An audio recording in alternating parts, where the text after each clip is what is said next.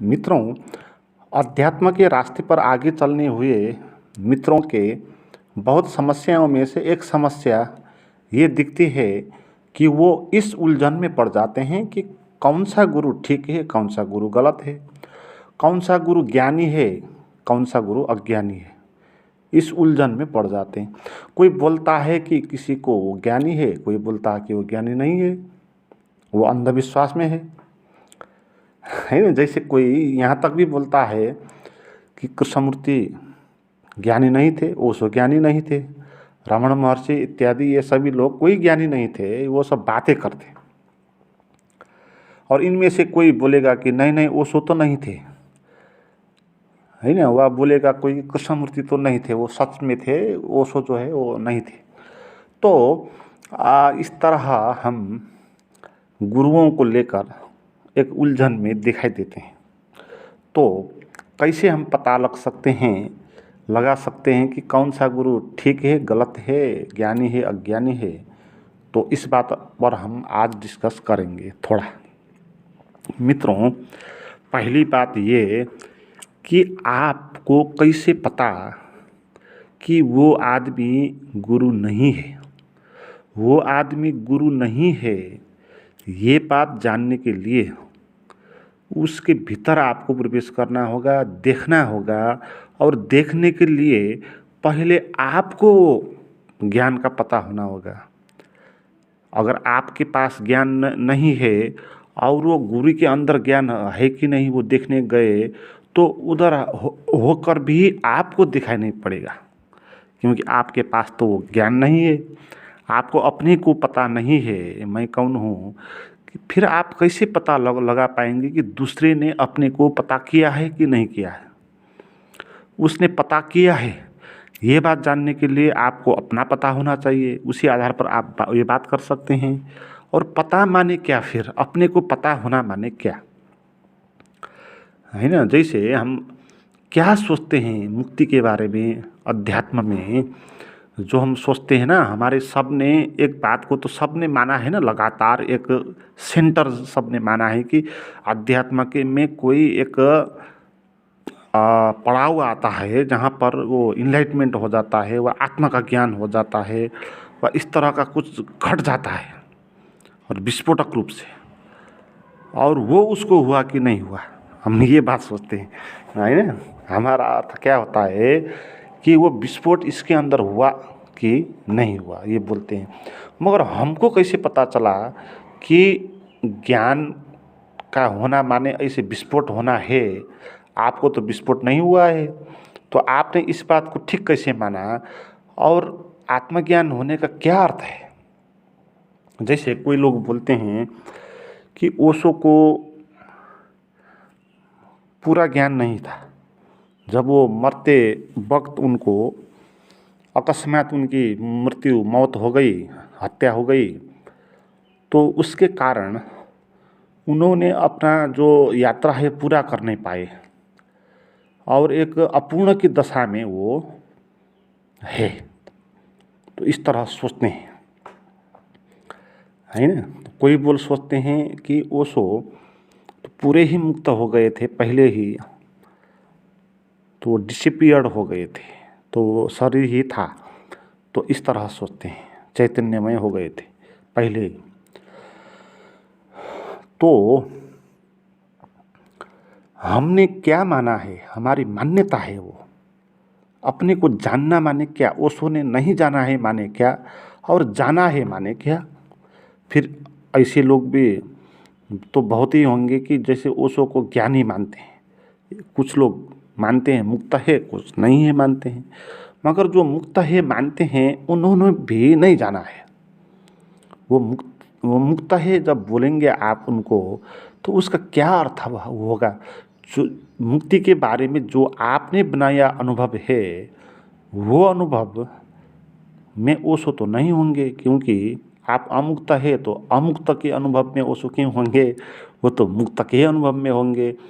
तो ओशो मुक्त है, ये जो धारणा आपने माना, तो इसका अर्थ वो आपने मुक्ति के बारे में जो बताया माना है, तो उसमें वो है आपने माना। मगर उसमें तो वो ओशो नहीं है।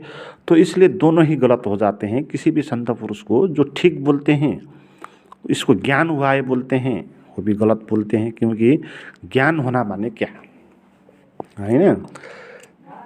जैसे ओशो बोलते हैं ना कि हे मरते वक्त ऐसा हुआ था, तो उन्होंने अपने का यात्रा उनका काफ़ी बच गया था, नहीं जाना आपने को। क्या आप सोचते हैं कि ओशो ने जीवन में जितने जिए हैं, इस तरह उन्होंने जिए हैं कि आपसे तो बहुत बहुत गहरे ढंग से जिए होंगे। उनके आँख से ही देख लो, लगता है कि उन्होंने तो पूरा समय को ही एक ही क्षण में पी लिया। वो पूरा संसार को एक क्षण-क्षण में पीते थे, जीते थे। तो इतनी गहराई जीने में उनकी थी, तो जीवन का उनका कितना विराट अनुभव हुआ होगा, हम कल्पना कर नहीं सकते हैं।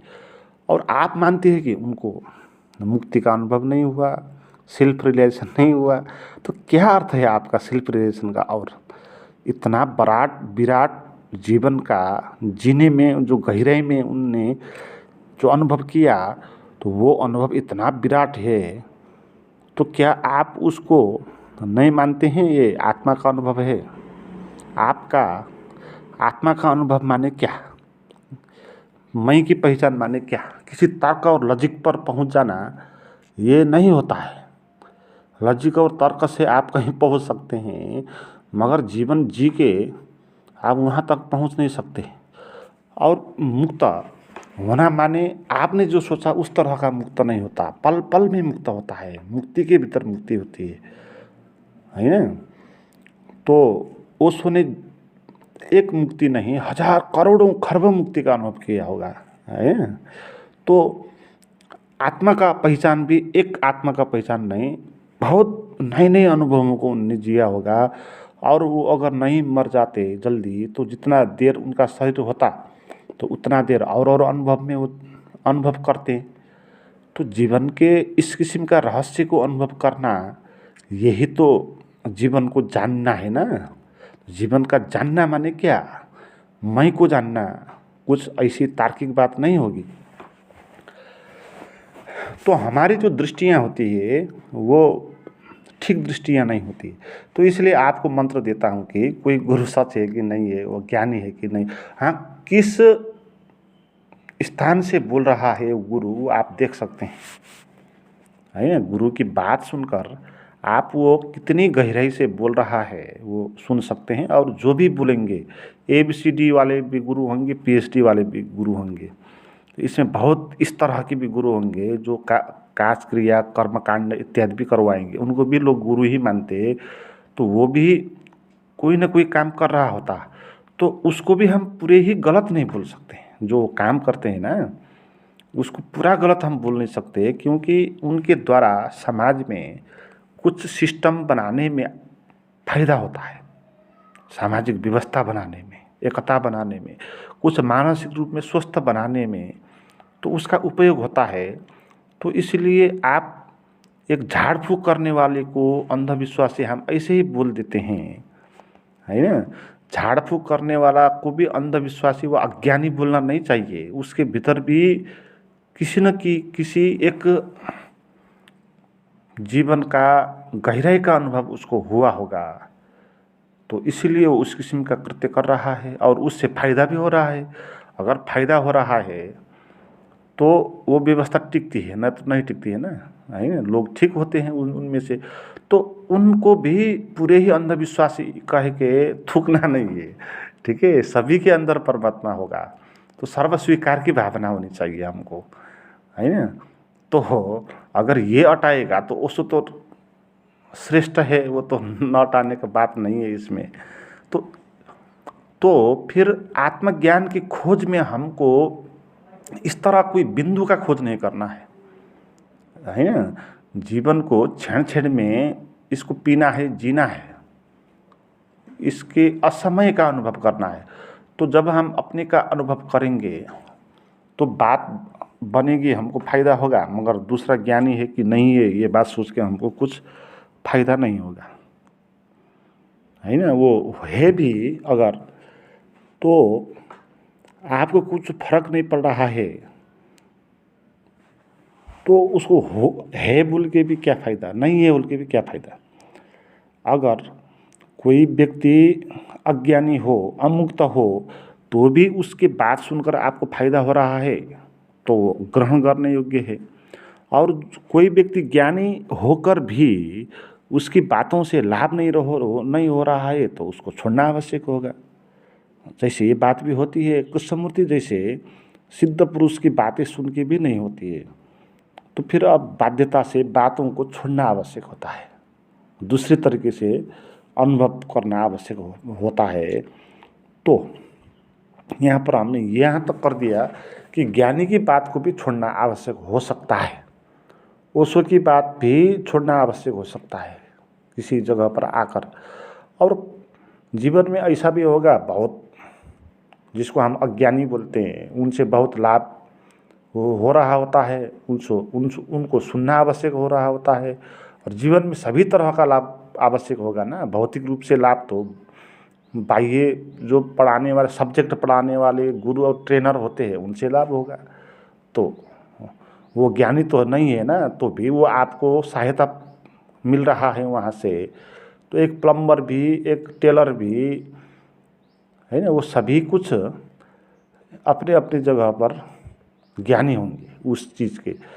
तो इस तरह से सभी चीज़ों को भीतर ज्ञान देखना है, और ज्ञान अज्ञानी किसी को नहीं देखना है ना। ये अज्ञानी है बोलना ठीक नहीं है, और ज्ञानी है ये बात भी बोलना ठीक नहीं है, क्योंकि ज्ञानी का क्या अर्थ है हमने बनाया हुआ अर्थ है। असली में ज्ञानी हम जब अनुभव हम करेंगे खुद तब पता चलेगा।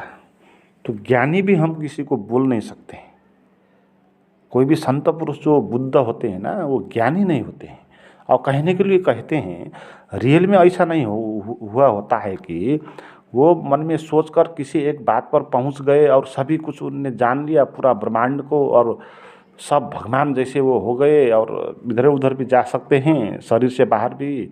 और ये वो इस तरह का नहीं होगा है ना। उसका भी शरीर होगा, शरीर में दर्द होगा, मन में विचार चलेंगे, ये सभी कुछ होगा। थोड़ा सा चेंज होगा उसको कि ये शरीर और मन ठीक है, ये मैं नहीं हूँ, है ना। इसको असली कोई काम में लगाना है तो लगा रहेंगे उस शरीर और मन को काम में, है ना। तो मित्रों,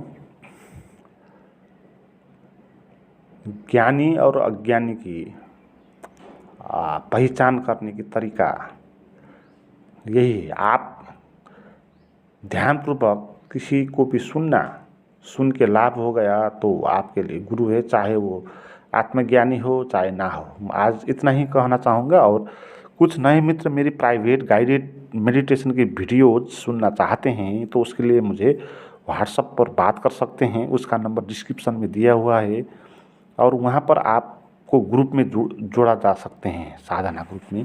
थैंक यू।